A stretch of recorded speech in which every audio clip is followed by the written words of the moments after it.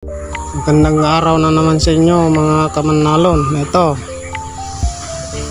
magkukuliglig na naman tayo, pero kailangan ayusin yung ating mga machine. Ito guys, may babaguhin tayo rito kasi pag nasa bukid tayo nagkukuliglig, mabigat yung handle nya.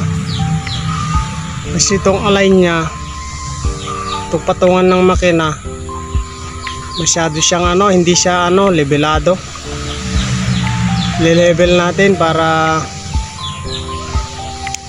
yung gaan nya ay yung bigat ng makina matimbang niya yung sa handle, para hindi mahirapan yung driver, para magaan siya. Bali magkakat tayo dito magkakat tayo, dugtungan natin para adjust siya ganyan, para bababa naman to, papantay siya. Kasi tignan nyo, para maging pantay, ayan, para gumaan yung handle nya.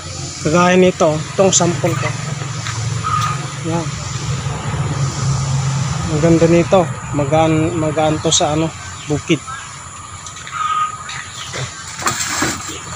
Yung pagbitawan ko talagang siya, mabigat sa harap.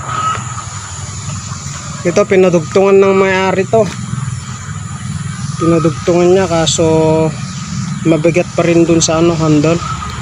Kaya ang gagawin natin, itong transmission i-level na natin. Ang gawin natin dyan yung medyo siya, hindi siya nakahiga na ganyan, tignan nyo, diba medyo nakahiga siya. Ito i-adjust natin dyan para tumayo.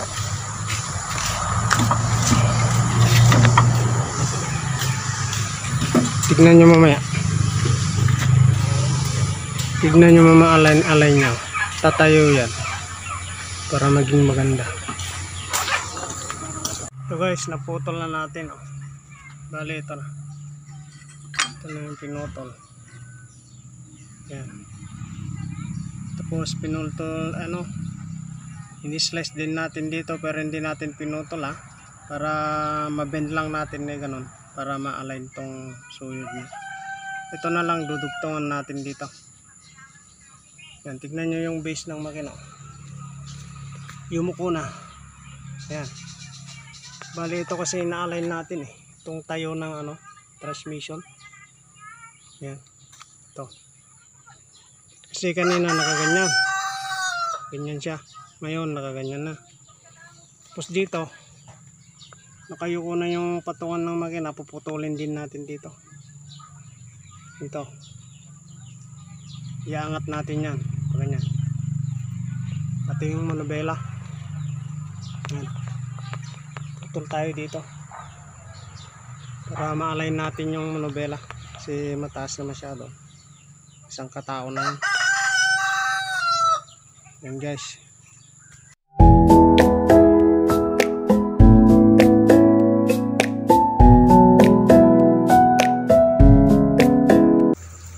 ito nga pala guys, hindi ko na pinutol kasi okay naman yung butas nyo.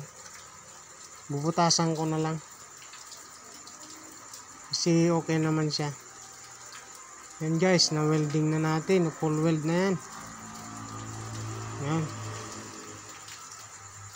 full weld na, pati dito yung kinat ko, ka-align na yan. Yan, tapos kabila din yan, na full weld na rin yan, yan, lahat na. Tignan nyo guys yung align nyo, nakatayo na yung transmission. Kanina nakahiga yan. Yan,